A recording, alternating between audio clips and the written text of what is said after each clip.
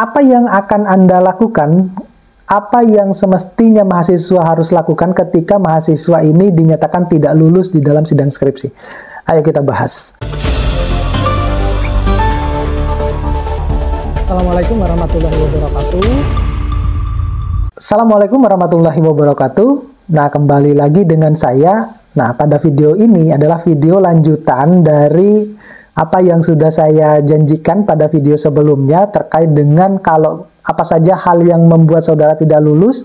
Kali ini, di video kali ini, saya akan membahas bahwa apa yang harus dilakukan oleh mahasiswa kalau mahasiswa itu tidak lulus di dalam sidang skripsi. Jadi ada beberapa hal yang Anda harus kerjakan khusus untuk mahasiswa-mahasiswa yang tidak lulus dalam sidang skripsi. Yang pertama itu tentunya Anda harus berbicara langsung dengan dosen pembimbingnya. Nah, bertanyalah kepada dosen pembimbing bahwa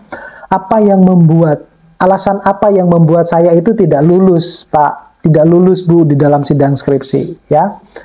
Nanti dosen pembimbing itu akan memberitahu saudara kenapa Anda tidak lulus di dalam sidang skripsi tersebut, ya. Kenapa demikian? Karena sebelum kita memutuskan bahwa nama-nama ini lulus atau tidak, kita biasanya rapat dulu.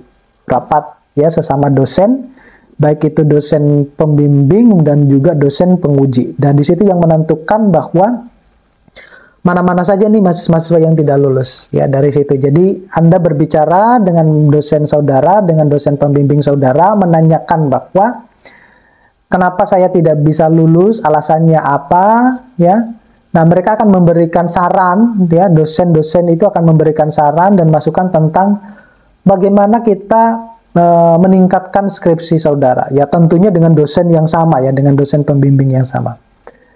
Kemudian, yang kedua, baca kembali skripsi saudara. Ya, kuasai skripsi saudara. Cari bagian-bagian yang mungkin harus diperbaiki, ya, harus diperbaharui berdasarkan tentunya masukan-masukan dari dosen pembimbing, ya, terutama penguasaan skripsinya. Karena mengapa demikian? Nah, itu tadi yang pada video saya sebelumnya, kalau Anda tidak bisa menjawab pertanyaan-pertanyaan dosen, padahal semua jawabannya ada di skripsi saudara, sudah pasti bahwa Anda tidak akan lulus. Nah, oleh karena itu bagaimana biar kita lulus? Ya, Anda harus menguasai skripsi tersebut, skripsi saudara tersebut, baca berulang-ulang, perbaiki yang menjadi masukan dari dosen-dosen pembimbing.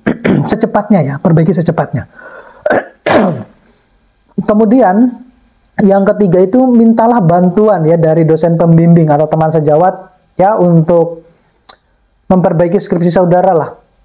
Ya, bukan memperbaiki itu bukan ini, ya. Ini minta tolong dong dikerjakan. Ya, enggak lah, bukan semacam itu, ya.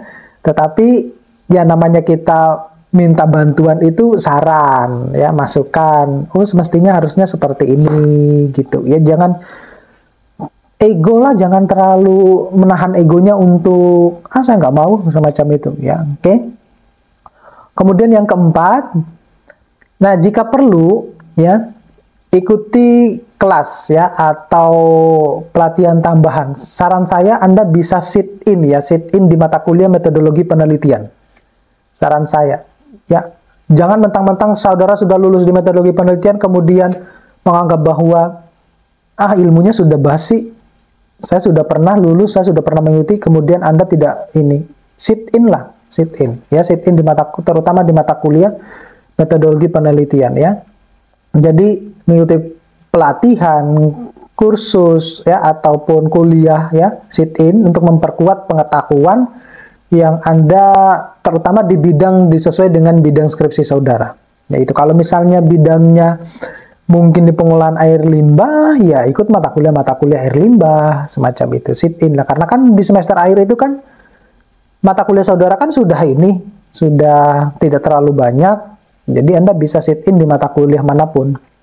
Kemudian yang kelima itu, ya, persiapkan diri Anda kembali, ya, dengan baik untuk sidang berikutnya dengan memastikan bahwa, ya, Anda bisa memahami apa yang ada di dalam buku skripsi saudara dan bisa menjelaskan dengan baik, kemudian bisa mempertahankan, bisa menjawab semua pertanyaan-pertanyaan yang diajukan oleh dosen penguji.